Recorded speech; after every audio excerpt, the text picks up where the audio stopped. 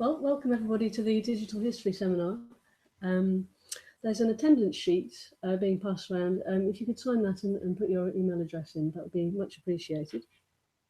I'll give you a notice first about the next seminar, which will be on Tuesday the 10th of March, and that's going to be Julia Thomas, Nikki Lloyd and Ian Harvey of Cardiff, talking about lost visions, retrieving the visual element of printed books. And they're going to be focusing on the challenges and implications of a big data project that will make searchable online over 1 million book illustrations from the British Library's collections. So that's Tuesday the 10th of March. This whole seminar is going to be live streamed on the blog and going to be uploaded to YouTube. And that includes the question session after the paper. So please don't say anything that you wouldn't be happy to have recorded. Thank you. It just remains for me now to welcome Dr. Jack Grieve, lecturer in forensic linguistics at Aston University, who's going to be talking to us about the analysis of emerging words. Thank you. Thank you, Jack. Thank you all for coming. I guess I should say first a bit about the funding for this. So we're funded here as part of what's called the Digging into Data Challenge, which is sort of a data mining for the humanities and the social sciences. It's fun. You have to have a kind of international team of people on it. So our side is made up of me at Aston, along with Andrea Anini, who's the postdoc on the project, and then Dieng-Shen Guo and Alice Kasikoff, who are in the Department of Geography at the University of South Carolina. We're funded here by the HRC and the ESRC, and then JISC sort of manages it. And then in the US side, they're funded by the Institute of Museum and Library Services. The project, sort of the bigger project, the idea is that we want to compare dialect patterns to migration patterns. And so we're working on sort of the dialect side here at Aston, both with US and UK data, although we're just looking at US data today. We haven't actually got the UK data yet. And on the South Carolina side, they're looking at migration patterns based on a big collection of family trees they downloaded from Ancestry.com. So they've got about 1 million family trees, and that can all be sort of geocoded and then used to track people's migration across the U.S., primarily across the U.S. for that side of the data. And so the idea is to try to eventually take the dialect data, the migration data, and really see how they compare to each other. We're not quite up and running with the family tree stuff yet, but we do have the Twitter data for the US in particular, and so we're starting to research on that. We've been doing some research for the past year on that. And one of the things we've been looking at then is sort of how to track these new words that are coming up in language. It's something that you can only do with all this data, and I'll talk about that a bit throughout this talk. So I kind of want to focus a bit on sort of historical linguistics, just given that this is a historical seminar. There are sort of a lot of different ways people study language change. I guess these, I'm not a historical linguist myself. I'm a quantitative corpus linguist and a dialectologist, but these are basically sort of 5 general approaches to studying language change or the history of languages. Probably the most sort of well-known one is doing reconstruction. So you have some information about sort of modern language, some point in time modern language, and you try to then figure out like how these languages are related to each other. And so you might try to reconstruct, say, Proto-Germanic by looking at German and English and Dutch and seeing what they have in common. And that's really so focusing kind of on modern language, or at least sort of relatively modern language, and trying to sort of project backwards into prehistory. The next 3 I have listed there are all more data-driven. So the first one is to basically look at previous linguistic research, or sort of secondary research, in particular looking at dictionary information, right? So there's a lot of studies that are based on the Oxford English Dictionary records. So they use this information to, in particular, try to track kind of word usage change, often like the meaning, how the meaning of words change. Another approach then would be sort of the analysis of historical text. So you get a big collection of historical texts, and it's basically corpus-based. So a corpus is like a collection of natural language, and then you use this to sort of try to figure out how, often within one language, some features change over time. That's sort of, I guess, the most sort of intuitive and sort of obvious approach. And what we're going to do today is sort of in that vein, but it's working with modern data and a lot more data. Another kind of interesting approach outside of historical linguistics is in sociolinguistics, and this is what you call an apparent time study. The idea of an apparent time study is So sociolinguists would usually collect data, and they're trying to learn about like language right now, or at least that's sort of on the surface what they're looking at. So they might say interview everyone in this room, do an interview with you for a couple hours, record your language data, and then go back and look at some patterns inside of it. Often pronunciation, so phonetics and phonology, because if you only have a couple hours of data, you don't really have enough to do stuff with lexis. Words aren't common enough to analyze in that kind of data. And then the oracle, or the way they then try to analyze language change is they'll then take everyone's ages and they'll use that as a proxy for language change. So you might take some feature and you'll get some from people in their teens, or get some from people in their 20s or 30s, whatever, and then you will chart it and see if you can find a change over time in that way. So that's what we call an apparent time study. It's not really done in historical linguistics. It's more of a separate field in sociolinguistics, but it is another way of looking at language change. There are some issues there. The big one being that you're not necessarily sure sometimes if the patterns you find are change or if there's something that just everyone goes through as they get older. So you might look at like speech rate, and older people tend to talk slower than younger people. So if you just charted speech rate across all these age groups, it would look like speech is getting faster over time, but it's really just everybody's getting slower individually over time, right? So that's what we call age grading, and that's a bit of the rub with that method. And then there's other approaches too. I mean, one would be computer simulations, which are being used a lot to say study the origins of language and language evolution, sort of going back before we have any data at all.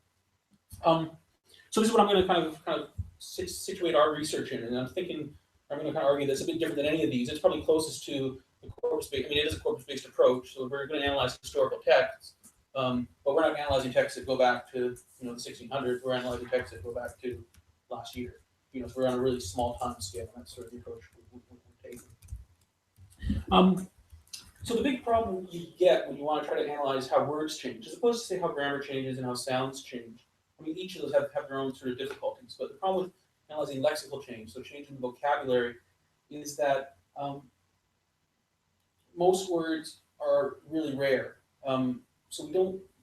The problem with like taking any kind of data, like apparent time data, so we do linguistic interviews with each when we gather a couple hours of data, or we get, say, a historical corpus that runs back a few hundred years that we don't have.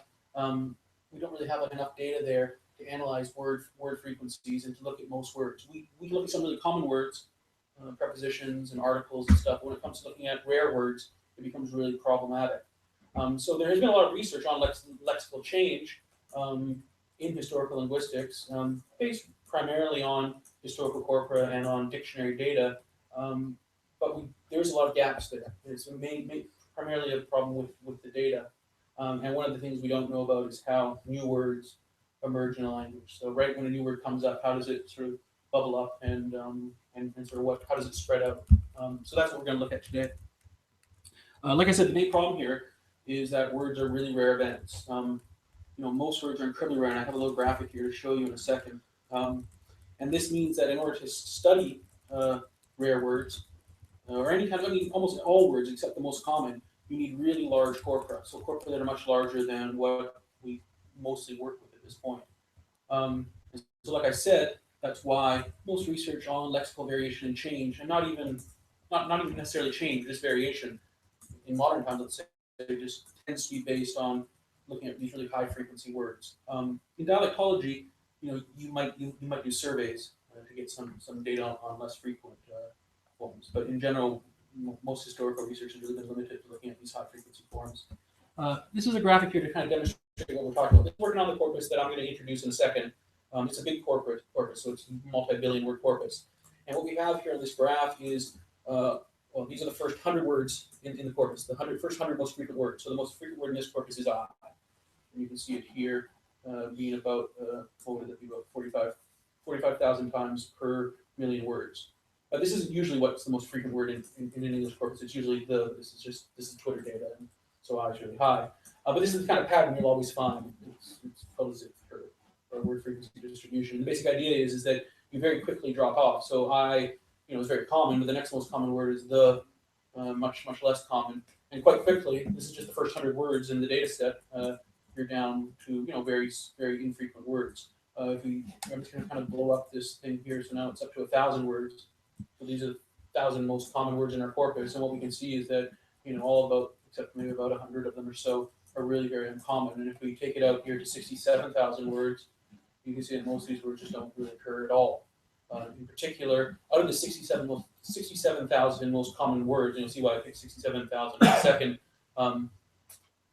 most of them occur less than once per 25 million words. So if you have a 25 million word corpus, which 5 years ago was pretty big, you still can't look at most of these words. And these are just the 67,000 most common words. In our corpus, we have about 600,000 or so words. So these words just don't occur, and you need a whole bunch of data to get them.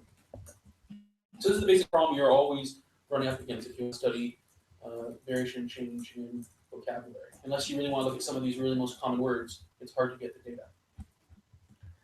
So in particular, right, so all words are pretty rare, or the vast majority of words are pretty rare, but new words are incredibly rare, right? I mean, new words by definition didn't occur at all quite recently, right? So at some point in your corpus, they should occur kind of at zero frequency, right?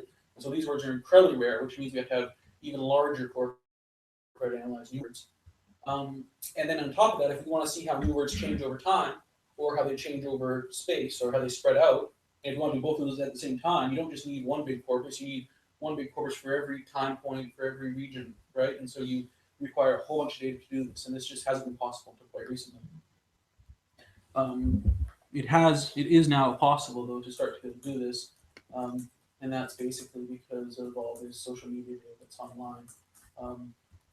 The social media data is primarily coming off of smartphones that we're interested in, because in particular we are interested in the spatial dimension of this stuff. And so if you tweet off a smartphone and you have this geocoding option on, that will get a very precise longitude and latitude for you. And so from that we can now do a lot of, it's obviously timestamped as well. I mean, that's all this data is timestamped, but it's this geocoding that really lets us get to the spatial spread, which is an important part of it. But even if you weren't looking at spatial spread, you just want to look at time spread, you still need huge amounts of data to do that. I don't think sources for that much. At least that's easy to get. So what I want to talk about today then are sort of 3 points. First, I want to look at newly emerging words. These are newly emerging words basically from 2014. Our corpus runs up into 2013. And it's based on this multi-billion word corpus of American tweets. Like I said, we do have the UK data coming, so we should be able to interact with UK data, although there's not quite as much, as there's not as many tweeters. We want to then chart how their usage has changed over time, and try to then find out how do new words spread across time, so if we can find make any generalizations about that.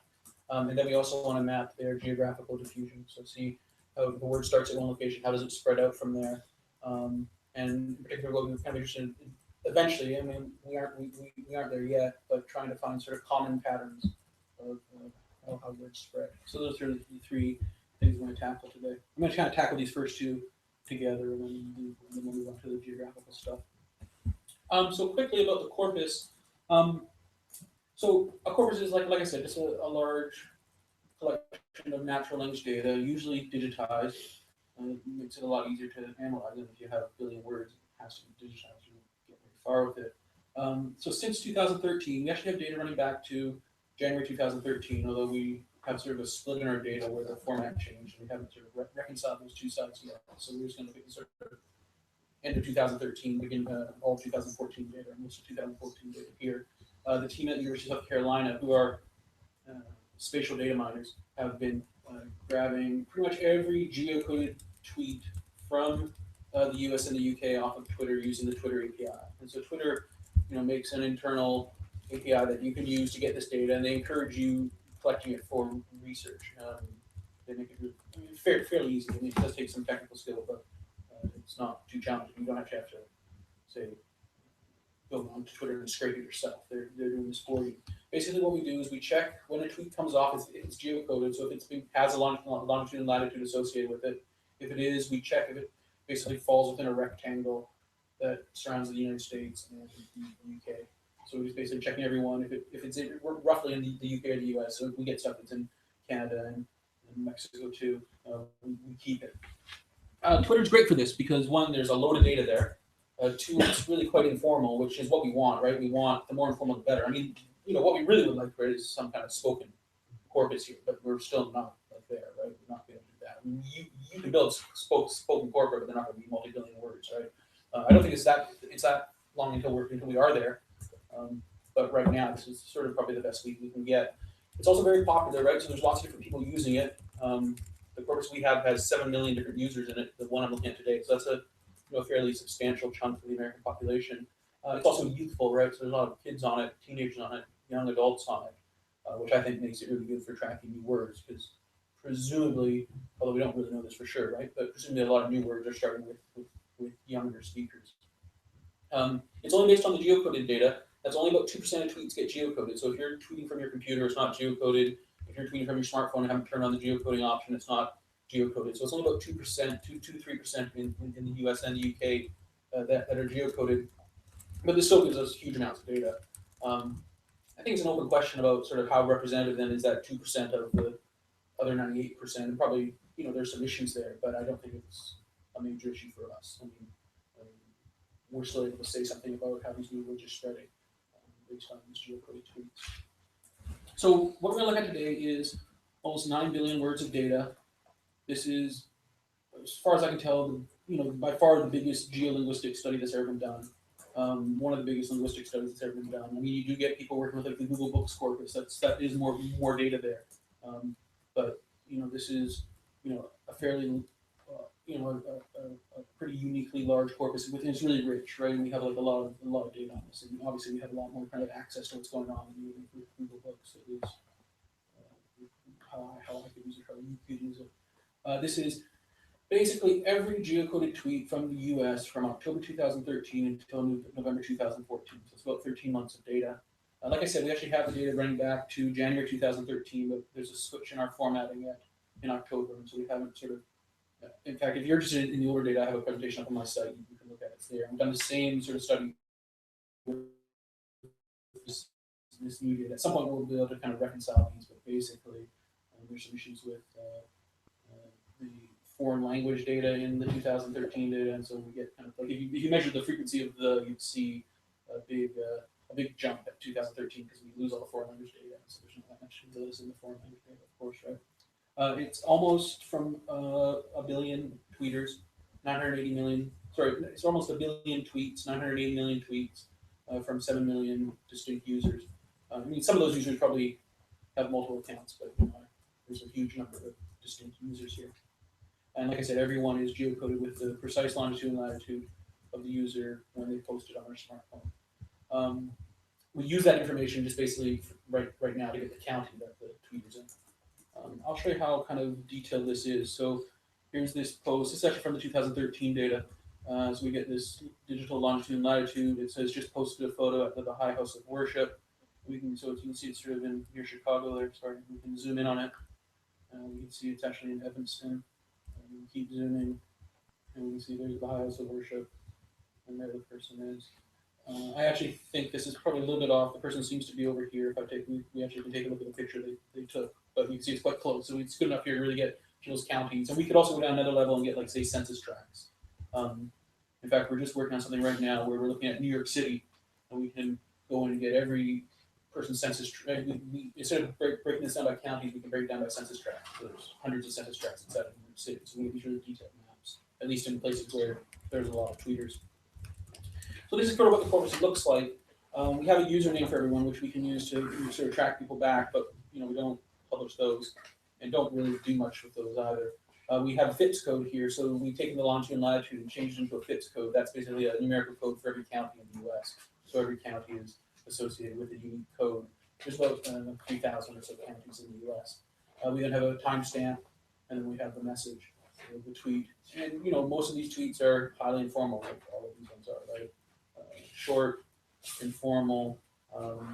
Be tricky to analyze these for grammatical patterns, and it's tricky to do this with because most grammatical kind of tools you use for grammatical analysis are sort of work better with, like, say, newspaper data or something really, carefully edited with good spelling, which helps you, identify different words and stuff. But here, for just lexical stuff or just identifying vocabulary items, this is fine.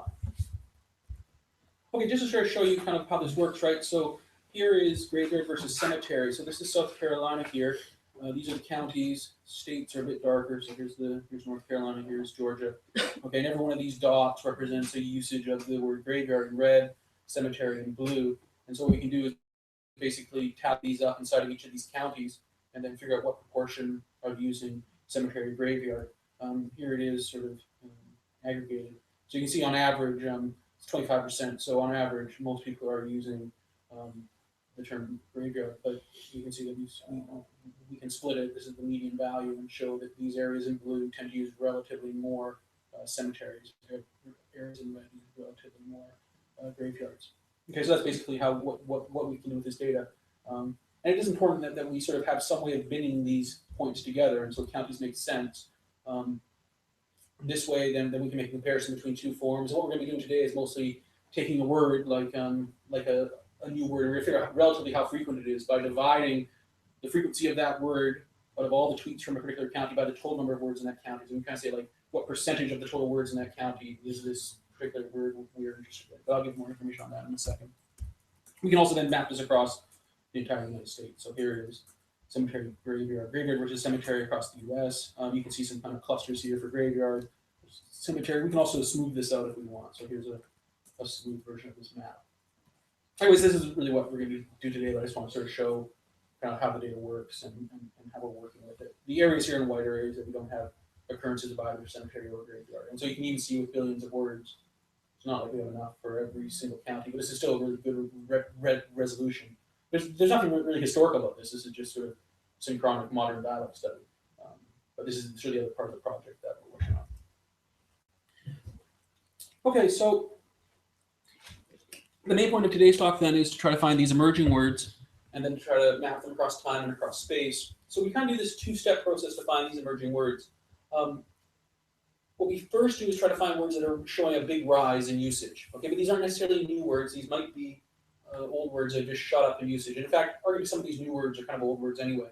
But you know, for example, last year a big shooting up word was the word literally, and it shot up because it's now being used to mean figuratively. So you get people saying like it's literally raining cats and dogs, and so this new usage of literally has really shot it up. And maybe that is a new word. I mean, it is a different meaning of a word, sort of the opposite meaning. But you know, you will get these words that aren't necessarily new. They've just been showing a big rise. In particular, what you might get is a word that has been rising for the last 3 or 4 years. And so those are probably a bit too late to get those, but it's still the first step. Is we want to take all the words we got and see which ones are rising. So what we did was we extracted the 67,000 words that occur at least 1,000 times in the corpus. So that's where we got that 67,000 number earlier from. But there's a lot more words that occur less than that. So we extract these 67,000 words that occur at least 1,000 times in the corpus, and for each one of them, we measure their relative frequency per day. So we ignore any kind of geographical information here. We just go day by day. What is their relative frequency? And so what that means again is just saying we have, say, 25 million words for this day. Right, out of all that come in on January 1st, we have 25 million total words there. What we want to know is what percentage of those words are each of these 67,000 words. Right? So we take percentage of 25 million words are the percentage from day 2 or the etc. Matrix with 60 all measured across both months worth of days. So a bit more than, let's say, 400 days or something like that. What we then want to do is see if we can find words that are showing a rise over the course of that period, right? So I'll show you some graphs here in a second. And so what we do is we look for a correlation between the relative frequency of the word and the correlate. So you have a measurement for day 1, you have a measurement for day 2, day 3, all the way up to say day 400. And you see if there's a correlation between the day of the year or the day of the period and the relative frequency of the word. It's probably easier to show graphically. So here is the relative frequency of and across this 13-month period. So down here on the x-axis, we have, this would be, say, sometime in October 2013. This is November 2014. Right, so these are the days of the year, of the period. Okay, and then here what we have on the y-axis is the relative frequency of the word. So and occurs, this is per billion words. So and's occurring about, what would that be? 13 million times per billion words. Okay, you can kind of see it's, has a pretty steady average. It is showing, it's not just totally randomly distributed here. There's kind of an interesting kind of pattern here of up and down, but it's not like it's showing a clear rise or a clear fall. and hence we get a correlation value here that's pretty close to 0. Okay, so if this was just a straight line showing that we get 0. If it's straight going up, we get a 1. Straight going down, we get a -1. This is a non-parametric correlation, so we're not just trying to find a linear pattern up. We're just trying to see if over time if things going up or down. So this is and this isn't going to be identified as a rising word because this value is not close to 1. Here's another one. So this is strawberry, and what you get here is sort of a proof of concept, right? Is that what you find out is that strawberry is tweeted more often in strawberry season, right? And so this just sure shows you what you expect. So it has this rise and then it falls down. And this, if you can go to something like Google Trends and type in strawberry, and you'll see this sort of cyclical pattern over and over. You type in skiing or summer, you type in October and you get a cyclical pattern. Maybe October will pop up. So this is what's happening here. Now this gets again a low correlation, right? Because it's not showing a clear rise or fall. Now, of course, if we had a smaller corpus here and we just say took it from January to May, it would get a rise. It's one reason why you probably want a bit more than a year, right? So even if we took, I don't know, so Christmas is not a good example here. Let's say we took Thanksgiving or something, it would have a bit of a fall. So if you take it over a year, then you kind of can guard against these cyclical patterns. But of course, you can just look through the words and sort of figure out which ones are cyclical if you want. Here's another one. So here's this is a bit more complicated. This is the word playoff. So this is American English, and so you get a spike here. This is American football playoffs. This is hockey and basketball playoffs, and this is baseball playoffs, right? And so you just get these patterns. This is what you expect. But what we really want are the ones that are showing a clear rise. So these are the top 10 rising words on Twitter by this metric, okay, from 2014. So these all have very high screamer correlation values, right? They're pretty close to 1, all over 0.9. Okay, so these all show clear rises. I'll show you them some of the charts in a second. So the number 1 is this word fuckboy, which has been showing a big rise. We have got some criticism. We presented this at the American Dialect Society, and people are saying, well, these are just sort of Twitter words. They're not. You can really find them all over the web and all sorts of different. You find them in music journalism. That's where I first saw this word 10 months ago or something. You get in Twitter, though, you do get a lot of these that are kind of Twitter forums or CMC forums, computer media communication forums, especially for Twitter because they're reducing the length of the tweets, right? So you get RN for right now, and this was also the top riser from last year. This has been rising for 2 years in a row. You get happy birthday and various other ones. And you can see there's a lot of these in here, okay? I think these are still interesting, but they're maybe not quite as interesting as the other ones. I mean, some of these you could just run the actual phrase and see what happens too. Well, you can do that for all of them, just see what happens. But there are some other ones that are interesting here that we're going to come back to, like Unbothered, and a few others. So these are the top risers for 2014. This is what some of the graphs look like, right? So it really works, right? This method of, you're just basically looking to see, is there a consistent rise in the rank of these relative frequencies of these words over the time period we're looking at. So here's fuckboy really taking off. You can see, it's not at 0 or anything at the beginning of this. It's not an entirely new word, but it really does shoot up in September 2014 in particular. Here's RN right now. You can see it's actually quite frequent to start with. It's basically you would have seen if I had last year's data here, it just did this pretty much the same pattern last year. But you can see it does start to look to be leveling off now at the end of this year. We'll see when we get the 2015 data. Here's happy birthday, so another clear rise. Here's fuck with the abbreviation for that FW, clear rise, kind of plateauing off a bit. Here's Unbothered, which I'm going to talk about a fair bit in a second. In particular because you can see it's got some hits at 0 at the beginning of this term, so it's fairly limited. Okay, so through that process, we can find rising words. We can find words that are on the rise over the last year or over this sort of 13-month period. These aren't necessarily emerging words, though, right? Because a lot of these aren't new words. So right now, the right now one I think is the best example. This is occurring quite frequently already. I guess that's 30,000 times per billion words. Sorry, 300. Right. So these aren't new words, and this is the problem. We have to kind of filter out. We got all the rising words. For every one of these 67,000 words, we have a value that tells us that they're rising, but we don't know yet if they're new. And I'm not sure this is maybe the best way of doing it, but this is how we're doing it so far. Right now, we're doing to try to find these emerging words and cross-reference this list of rising words against the list of rare words, in particular words that were rare at the end of 2013. So words that were very uncommon at the right before the 2014 started, and then that showed a big rise. Okay, so this is one way of trying to get to these sort of emerging words.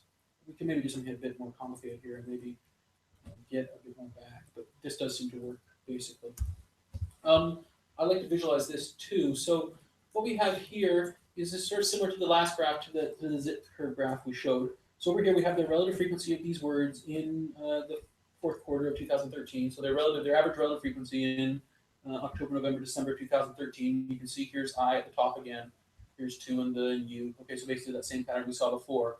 But instead here of having the words ranked, like we did in that last graph, we have them with this correlation value. So words over here in green have been showing a fall over the last year.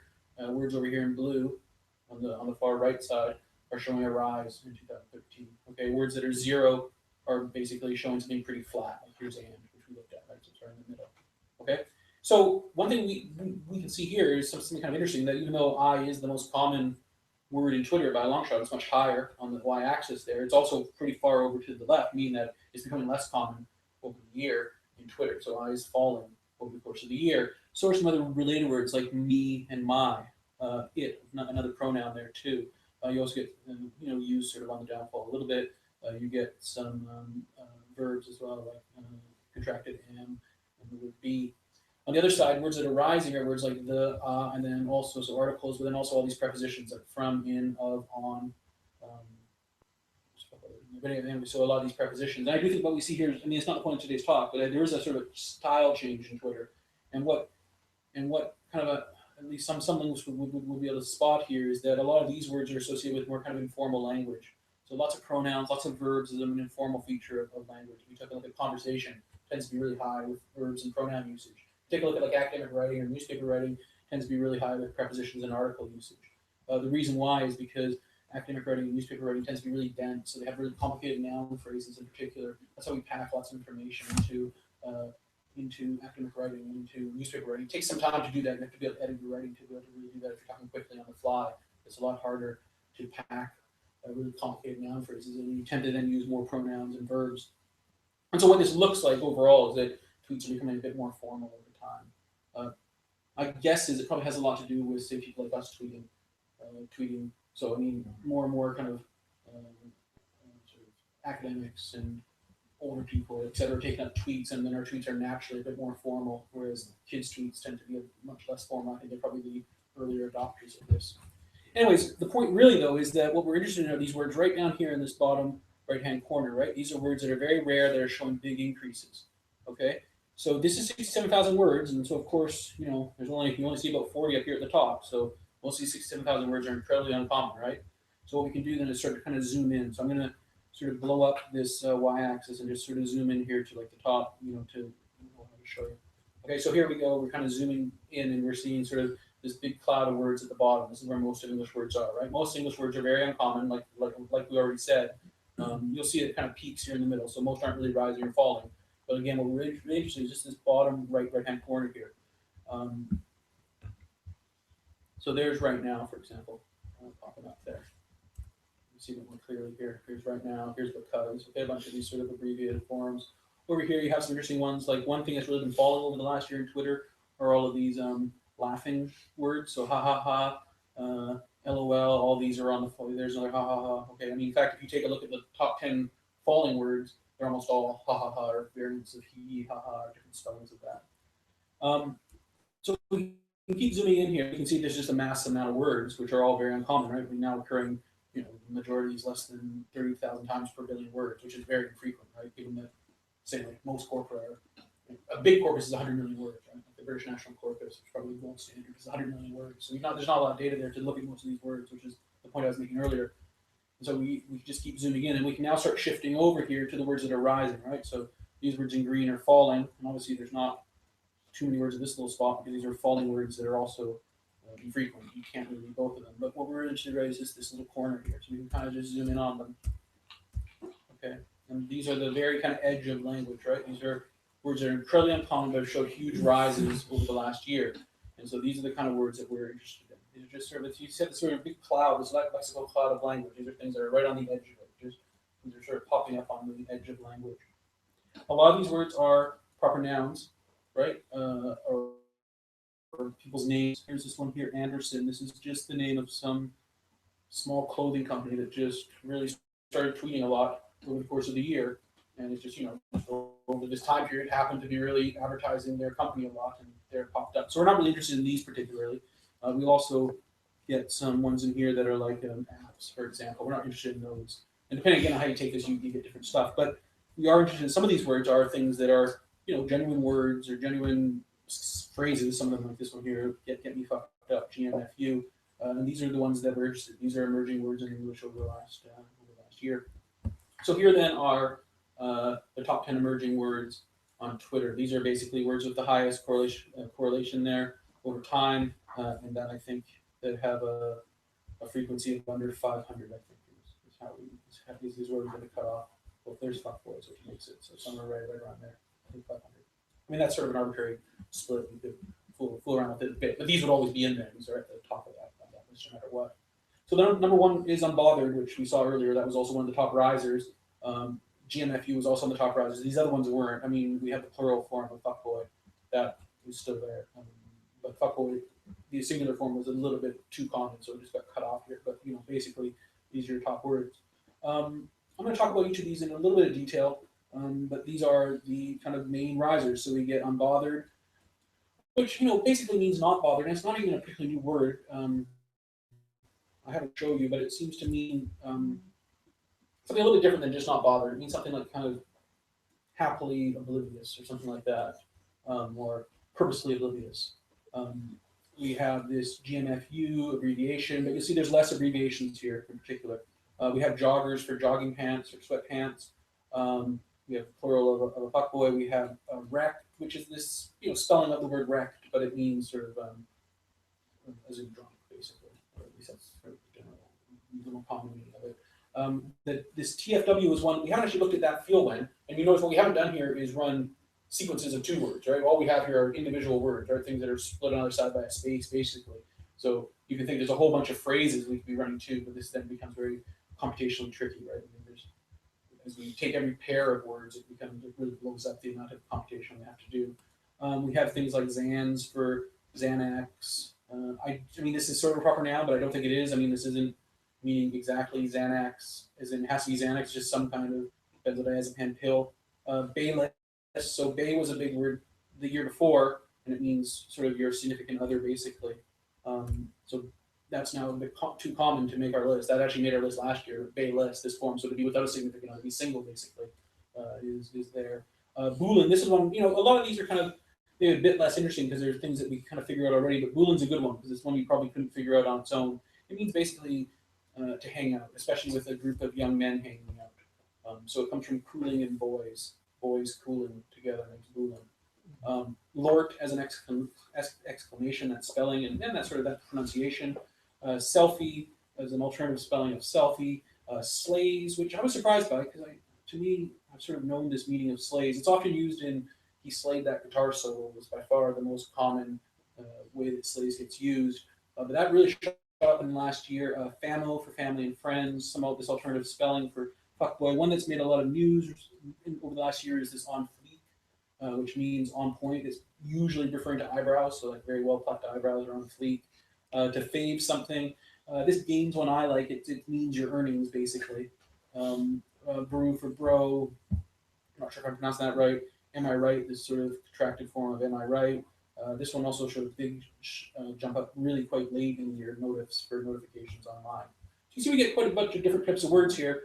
I mean, they all tend to be highly informal. I mean, it's not like we're getting new scientific terms or new, I don't know, technical terms. You tend to be kind of split between sort of full language and then sort of Twitter acronyms. And those tend to be what we're getting. But I do think, especially some of these, these words like fuckboy and unbothered and bayless and Boolean and stuff. These are real words. They're just kind of emerging right now. This is what the methods let us do. Here's what some of these graphs look like for these. So you see they all show clear rises. So here's unbothered. What I did want to point out with unbothered is that we can back this up to some extent by, say, looking at like Google Trends. So this is looking at search hits. And you can see that unbothered shows this real big rise starting in 2013. Sort of right here it is up here near the mid-end of 2013. So we get the same pattern here, right? But that said, unbothered, like I said before, this is off of the Google Books corpus. This is a huge corpus of books. And you can see it's actually first attested there around 1860, 1870. So it's been showing this rise for the last 100 years or so. but it's really jumped up now in the last year. And I do think it's jumped up with a different meaning, and that's this meaning of being sort of happily oblivious to things going on around you. Here's GMFU. Here's joggers. So this has a kind of interesting one, this sort of double peak. Here's fuckboys. This is a lot like fuckboy. Like that. The other one that you see it just has a few more zero hits here. Here's wrecked. You see this one we really caught early, right? So it's a lot of zeros down here. Maybe we kind of caught this one at the right moment. Here's that feel when. This is a nice one. It's that feel when has actually been used more and more. It's this phrase that means something like, well, what's the example I just saw the other day was, that feel when you get home from work and take off your shoes. Or that feel when, it's just this sort of way of sort of, kind of identifying this moment in time as being sort of an interesting thing. Here's Zams. Here's Baelish. You can see this one sort of had a sharp jump and then really quickly kind of leveled off. Here's Bulin. Here's Lord. One point I want to make here quickly is that these follow what you might call an S-shaped curve. So at least a lot of them look like they're either starting off, so they have a sort of big jump. We haven't actually seen them plateau yet, but some of them do. So here's right now. And these are both rising and emerging words, right? So it sort of starts off slow. I mean, this could go back in time a little bit too, right? And then levels off. Or here's Baelish, right, which shows it probably most clearly, where it's just sort of going on really infrequently. It jumps up and then it levels off. This is something we might expect to find. So in sociolinguistic apparent time studies, these studies where they look at people's ages as a proxy for time, they always find these kind of patterns. Historical linguistic research finds these kind of patterns. Also, similar patterns have been found in all sorts of research on the diffusion of innovation. So diffusion of farming techniques, diffusion of some new idea coming into a community. Often is a term for it. It's called the S-shaped curve of diffusion. So this is something that I don't think anyone's ever really noticed with lexical stuff. Although if you just look at Google Books, I guess you probably could to some extent. But this really shows that these patterns that we're finding aren't totally unexpected. I mean, I think they're kind of what you'd expect, right? Something kind of goes along slowly, and then at some point people pick it up. And then at some point it levels off, right? A lot of words don't ever jump up, right? They just sort of stay down low and then die. Here, for example, is sort of an SK, just sort of show the point. This is from a linguistic study. Here's one from a diffusion study. So sort of similar kind of patterns. Okay, so just to summarize then, with the time patterns, what we show then, right, is that new words rise and fall really quickly in modern English, right? With numerous new words entering the language and also falling off the language every year. And this is why we need a lot of data, right? And why we need like short data, right? Data that becomes really dense, because these words are not things that happen over 100 years. These are things that happen on like a month-to-month basis. And the only way to get that kind of data and to analyze these words, like realistically, to see how new words come and go in the language, is you have to have a really dense amount of language from a short period of time. Obviously, it'd be great to have this much data for every year back to 1800 or 1500 or something. But at least we can do this currently with modern words. The other thing we found at one point was just this S-shaped curve, which I think is interesting and sort of shows that these words are sort of behaving how one might expect if you do research on diffusion or even in historical linguistics. Okay, so the second part of my talk then is to talk about the geographical diffusion of these words and to map their spread. So as I said, we have all this geographical information, right? Because all these tweets have been geocoded. And so this lets us do, this is I think probably what's most innovative here, because you could kind of do this, I'm not sure anyone really has, but you could do this kind of this first step looking at, say, Google Books and get kind of a similar result. But what you can't do with any data set is, except this one, I mean, there's some smaller ones that are sort of building up from Twitter as well, but is really look at this geographical pattern. So this is more both my interest and as a dialectologist and also my colleagues' interest as geographers, right? And so this is really taking advantage of this really rich data that's coming off Twitter. So a technical problem we have to deal with, right, is how to map the spread of a new word across the region. And the most obvious way of doing this, I guess, is to have a time series. So have a bunch of maps at, a sequence of points in time where you map across an entire region how frequent the word is. So basically what we do is for each county, we say, okay, so at this point in time, how much data do you have for this county? And then how frequent are each of these words? So you click on bother and you say, okay, so in this county, on the 1st of January, what's its relative frequency inside this county? Then do it on the 1st of February and then keep going, right? And so this is what these look like. So here it is, unbothered on the 1st of November 2013. You see it doesn't have much of a spread, okay? We obviously didn't catch this word right at the beginning, and I don't think we ever really can on Twitter because these words, I mean, maybe with some of these abbreviations, maybe they do start on Twitter, but these ones don't start on Twitter, right? So I don't think we're going to really get right down to the core moment they started, but we can get them still pretty early now, right? And that's the thing about Twitter is there's a lot of people on there and tweeting very, tweeting regularly, and so we do get these pretty early on. Okay, so we see this sort of pattern. I mean, it's basically kind of spread out. We don't see it in the north much. These are mostly in big cities. There's Washington D.C. There's Columbia. There's Atlanta. There's Houston. There's Los Angeles. There's Las Vegas. There's Miami. Okay, so these are mainly in big cities, but you can see this sort of concentrated here in the southeast to some extent. Okay, so what we're going to do then is run through this. This is cumulative, so it isn't. So this is everything up to the. This is everything up to the 1st of November. This is everything up to the 1st of December. Okay, so we just kind of build this up, as in we're getting more and more data with each step. Okay, so we can just sort of run through it. You see it sort of spreading out here in the southeast. Okay, you see it spreading out elsewhere as well, but in particular in the southeast. Okay, and you see it sort of over time. Now this is the March 1st. It's getting more spread out as we go on. Here's June. Okay, you can see quite a big jump here. This is where that curve starts really moving quickly. Okay, here's July, August, September, October, November. Okay, so at this point now, we see it's attested across a lot of the counties, but probably still a minority of counties. This is about 3,000 counties in the U.S., but we can see it's really quite dense here in the southeast. Okay, so that's our attempt there to kind of map the spread of this word. Just run through it again. See, it sort of spreads out here, mainly in the southeast, but then out to these other cities as well. One thing we can start to do with this, and we're just starting to do this, is start to kind of use this data to try to assess these different theories of how linguistic forms spread. So although there hasn't been a lot of work on lexical spread, there has been a fair bit of work on phonetics, how a speech sound spreads, how grammatical construction spreads, because those are more frequent. So we can look at that in the historical data. We can look at that with interview data. There's two main theories in linguistics, and I suppose probably in other fields as well. And I don't think these are unique to linguistics. One is the wave model, and that says that a word starts here and it just spreads out from that location outwards, right? So it just sort of radially spreads out from one location, or maybe multiple locations, but it's going to spread out just basically on space.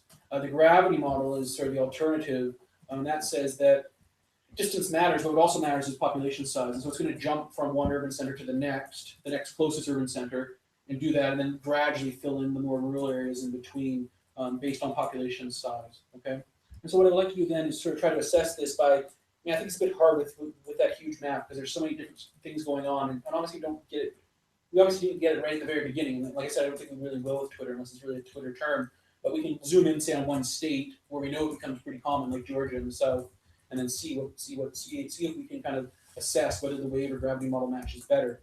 So here's the population density of Georgia, right? And so if you expect it to follow a gravity model, you expect it to be, say, jumping from Atlanta to Augusta, Macon, and Columbus, then to Savannah, or maybe from Atlanta to Savannah. That's the second biggest city in Georgia, but something like this, right? You expect it to hit these cities before it fills in the internal area. If you think it's a wave model and it starts in Atlanta, it's just going to basically, go out and it'll hit the south last. Okay, so I'm just going to run these beside each other. So that on the right we have the population density. On the left we have the same maps we were looking at before. So this is just the relative frequency of unbothered in each of these regions. So what you can see here, right, is that we have it starting off here in Atlanta, which is basically where you expect is a big city. But this one here is not a big city. Okay, this is a county. I can't quite remember now what it's called. It is have a very high percentage of African Americans. I'm going to come back to that in a second. Okay, here's the next point. You can see it has jumped to Savannah, the second biggest city in Atlanta. So in Georgia, that's sort of what you expect by the gravity model, and it's also spreading out from Atlanta. Although this is all pretty urban area, so I'm not sure this is sort of both what the wave model and the gravity model would predict. Still, this is not predicted, right, by a gravity model. What we then start seeing is here's another one that pops up, right? This is not a big city. It shouldn't be the first one, right? This should take some time to fill in here. I mean, it is more dense than the surrounding counties, but it's not more dense than, say, Macon or Augusta or Columbus. You'd think it would hit there first. This is, again, a place that has a very big African-American population now. And then it sort of keeps spreading out here from Atlanta, starts spreading out from these other starting points, right?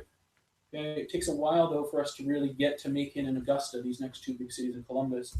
That happens in basically around June, which is where that really takes off, where you really saw it kind of spread across all the United States quickly. Okay, here it keeps going. Okay, and when you get to November, this is what it looks like. You can see this doesn't really match either theory, really. It's not like it's just spread out radially from Atlanta. It's also not like it's just hit all the big cities in order. It looks like it's doing a bit of both, really. It did jump to Savannah quite quickly, so we do see something that you would predict with the gravity model. At the same time, it did sort of spread out radially from Atlanta and from some of these other early adopters. It sort of spread out from there into the rural areas. Say this county right down here.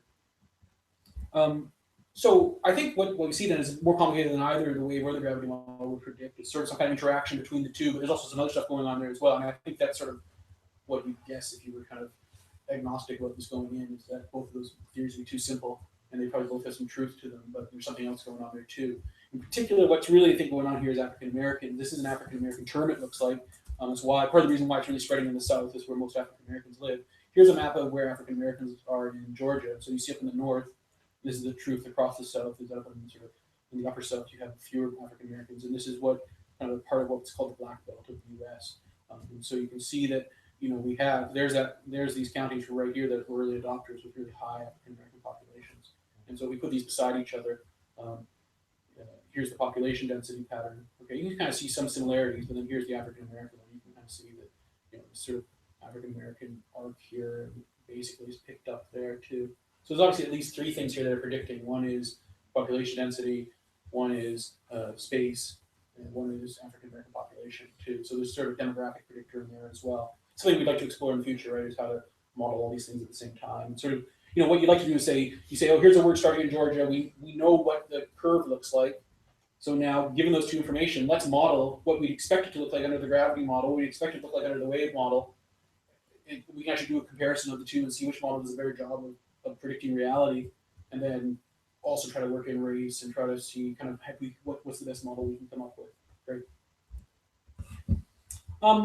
Okay, the other problem we have though is that, it's nice to do those animations, right? But it's quite a bit of data to look at, and it's not the most efficient way of presenting that data. So the other thing we're kind of interested in is on how to, and obviously we can't do that in a journal, for example. It's hard to do that with a lot of words. So one thing we like to do is how to map spread on one map. So you want to show this time dimension, but without showing a series of maps, how's the best way of doing that? So there's a few different possibilities. The one is just to look at relative frequency. So just to take that last map, the last map of our series, and just sort of show it, and that does show you something about spread. You kind of say, okay, this is spread out in the southeast. You can sort of see that there's some hot spots here in sort of like big cities like Atlanta, New Orleans, etc. But this doesn't take any kind of time information into account there, right? There's no historical information in there. So there are some other approaches. This map here shows the month of first appearance. Okay, so in red you have counties where Unbothered showed up in the fourth quarter of 2013. In orange you have ones that showed up in the early part of 2014. In yellow in the mid part of 2014. In green in the late part of 2014. And so this does have some time information in there, right? In particular, you can see, for example, there's Atlanta in red, right?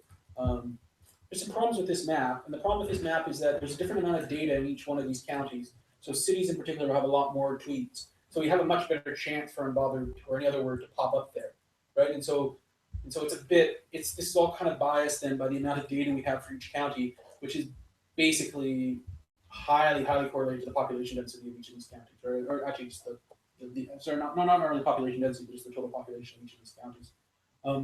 So this is okay. It is kind of a nice graphic, and it does show you something, but it's a bit problematic because we have different amount of data in each of these sample locations. So another way of doing this then is to count the number of words until the first occurrence. Okay, so this way we can say, there's a lot of data in one of these counties. That's fine. We just say how many words do you have to see until we saw that first word. And so this is that map. But you see these maps are all looking kind of the same, right? So this just tells you, this is, 11 words was the fewest number of words for any county before we saw the word Unbothered, and the most was something like you see 11 times 1,000. So 11,000 words. The most is, in the millions of words before we see it. Again, you kind of see the same pattern here. But the problem here is that, this isn't very robust. You just get one occurrence of Unbothered, it's sort of a bit random, right? So we can kind of get this a bit better then by looking at how long it takes to get the second occurrence. And when we do this, it kind of filters out some of this noise. Like in particular, up here in North Dakota, like if this is an African American form, you don't really expect to see it a lot in North Dakota, right? There's probably no place there's fewer African Americans. But there's also very few people here. So someone happened to use Unbothered pretty quickly. And like we saw, Unbothered is not a totally new word. And so if we start looking at the second word, we filter that out, and we can start to see it really being focused here in the southeast. And if we look at the third occurrence or the fifth occurrence, we can really start to see this. And so I think this one here is probably a pretty good way of showing this on one map. And if we want to start doing some multivariate analysis, which is what we want to do, so we'll take like these maps for a whole bunch of these new words, we can start trying to find common patterns of spread. We're not quite there yet, but this is the kind of map I think we'll probably end up using. We can look at these maps for these ones as well in this way. So here's the so unbothered map is this one here, right? So it does show this sort of southeastern pattern. It really shows it really sort of looks like a kind of a South Carolina form, Atlanta, sort of throughout the sort of Black Belt region of the United States. We can also go in and look at the users who are first using these terms, and about 70% of the first 50 or so users of unbothered are African American women. So that also sort of supports that. Let's look at some of these other ones. So here's Get Me Fucked Up, and you can see this one has a different form. Like this is more, right? This is the fifth occurrence, so this is the sort of filtered out version. You see, it's more of a Californian term and kind of has this interesting kind of pattern along the sort of southwest and up in Seattle, the Bay Area. This is I think Fresno or something like that, or Bakersfield, and then also down in New Orleans and sort of spreading out through the southwest. Here's joggers, and this one here, even at the fifth word, doesn't really show much pattern. It seems like this is sort of popping up everywhere. I'm not sure why. I mean, it's sort of a jogging pants exists as a form, and maybe joggers is a bit more is a bit more common. There's also this potential problem here with the term joggers being used as in for runners. It's various small percentages of the data points. I mean, most joggers, we've gone through kind of 100 or 200 of these, and they're mostly kind of 95% is using for meaning the pants. Here's fuckboys, and so this one gets us put a different pattern, right? So it's largely absent from the southeast, and it's a New York form, and they sort of spread across the north of the country. Here's wrecked, so more of a West Coast form. Here's that feel when, more of a West Coast form. Here's Zans. Again, this one here shows more of a widespread pattern. I think that's probably because it's sort of an obvious abbreviation of Xanax, right? I mean, it's just less creative, and therefore maybe has multiple starting points. Maybe. I mean, we maybe don't have quite enough data for this. Here's Bayless, a bit more of a southeastern pattern. This one is spread out a bit more too, but that's probably because Bay is already spread. Bay was a southeastern form. Here's Bulin. So you can see it's really concentrated in Georgia and this sort of South Atlantic region, but also spreads out. This largely maps up against African American population. Here's Lort, again a southeastern form. I think if we look through these, what we see is sort of two main patterns. We have the southeastern forms, which tend to be initiated by young black people, especially young black women, and then we have these sort of more northern forms. This one's probably the best example, which appear to be often introduced by young white men. Here's some others. We don't have time to go through them all in detail, but that's what they look like. There's more detail. There's like some nice ones in here, like Gaines, which really shows this sort of southwestern California pattern. Okay, so just to wrap up the regional patterns, I think what we want to, we don't have quite enough data yet. This is really kind of showing the limits. Like even with billions of words, we still need more data to really find these common patterns and to really catch these early enough. But we do see that they're starting off in the southeast and the north and the west, and that they tend to spread within these regions first. And these largely correspond to modern American dialect regions. And so it seems like words start within these regions and sure show similar patterns if we look at it, not historically, but synchronically. And also, the spread of words is really complicated. I mean, it looks like it's affected by proximity, like the wave model predicts, also by population density, like the gravity model predicts, like I said, also by demographics, also by sort of dialect regions, which are presumably largely related to, say, cultural patterns. Okay, so it's a really complicated topic, and we still don't have enough data here even to really dig our teeth into it yet. I just want to then wrap up with just talking about sort of going back to this question of how to do historical linguistics. Like I said, most research and most sort of empirical, data-driven research in historical linguistics on language change is based either on these historical corpora, which, the Google Books that goes back to 1800. I'm talking ones that go back maybe 1500s, right? That's sort of the main source. If you're going to do within a language like English, that's sort of the main source of data. The other one is to do these linguistic interviews, right, and to do apparent time studies.